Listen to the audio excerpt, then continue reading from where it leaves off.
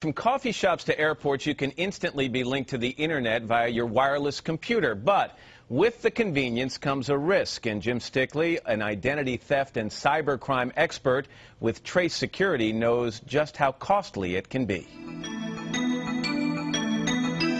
It's the age of wireless.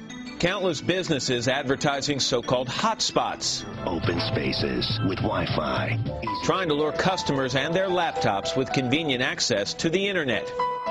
Wireless is still in its infancy. It's still early in the whole grand scheme of things because you don't know where these points are. You don't know who they're from. Wireless signals are broadcast from coffee shops, airports, even private homes. But how can you be sure they're safe? You open up your computer and you see a little list, and that list shows you the wireless access points that are available to you. Well, that person that's broadcasting in that wireless can be a very malicious person who's trying to find a way into their network. To demonstrate, Jim Stickley from TraceSecurity checked into a hotel where there are countless wireless users and cast out the bait. The hotel itself provides a service, and they charge about $12.99 for 24 hours of use. That's a lot of money for somebody who needs to use the internet for 10 minutes. So what we're going to do is we're going to offer a service that costs only $1.99 for 24 hours. They're going to get a little prompt, and it's going to say, hey, pay this amount. And so they'll type in their credit card. But what users don't realize is the credit card they enter is sent to this computer just a few rooms away. So they'll connect to our computer in turn will connect out to the real internet, and so we can also monitor everything they're doing. That's basically their login page. So they bring up their little wireless, they open up their browser for the very first time. This is what they see. A few hours later, we got a hit. We have a guy by the name of Steve. He's used a Visa card. He's actually submitted this credit card twice to us. 2 times in a row. After a quick call to the front desk, we were able to connect to Steve's room.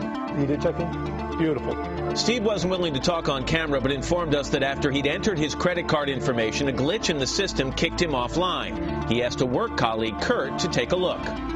What he was trying to do was purchase internet from, I guess, the site that you created, and that's where the trip-up was. And then I went over and then went through, I passed through the landline. I know that the wired is more secure than the wireless. Exactly what you should do. That's what, here it is right I, here. If Jim were a real hacker, much of the damage would already be done. We do still have, obviously, his credit card information, so if we were malicious, we've got something very, very valuable that could be very damaging to him. We also have access to his computer. Because he's on our network, we can start attacking his computer. So if he has any vulnerabilities, we can then exploit those vulnerabilities and take over his computer. By the end of the night, 4 other people attempted to log on but never completed the transaction. Jim says the dangers of wireless are greatly underrated. This could happen to anybody, anywhere. It's as simple as what he just did. He typed in his credit card number, and he was scammed. It's that simple. You could do it at a Starbucks. You could do it in an apartment building. People think they're getting a deal, and in reality, it's going to cost them a lot more in the long run. Jim Stickley from TraceSecurity is with us in the studio this morning. Hey, Jim, how are you? Doing well. You're scary good at this. Is it possible to protect yourself 100% of the time, or is that just forget it? Just forget it. It's not possible, and the main reason is that right now you're going out onto a wireless access point. You have no idea where it is, so it's not possible to know what you're truly getting into. So how do you minimize the risk? Well, if you're in a hotel, for example, I mean, they most of the time will give you the choice between wireless or you can use the wire at the desk. Use the wire. That's going to be a simple way to be guaranteed you're on their network.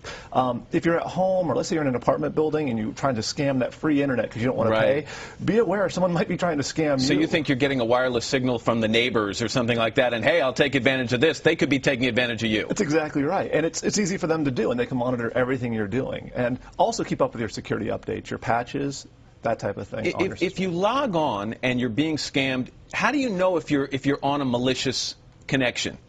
It's tough. The main thing you can do is if you go to like a secured site, let's say you're going to online banking.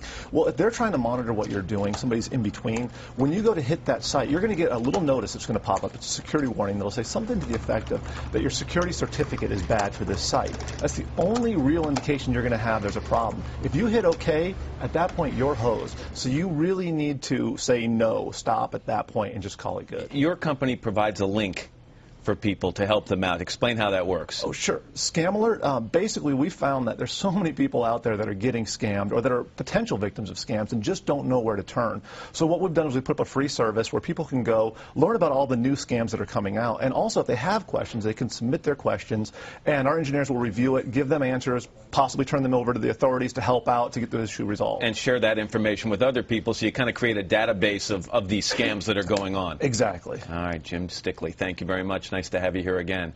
And today's online correspondent, Lynn Berry, takes you, this is tomorrow, takes you behind the scenes on how the story was produced. To check that out, actually it's on our website. Just go to our website at todayshow.com.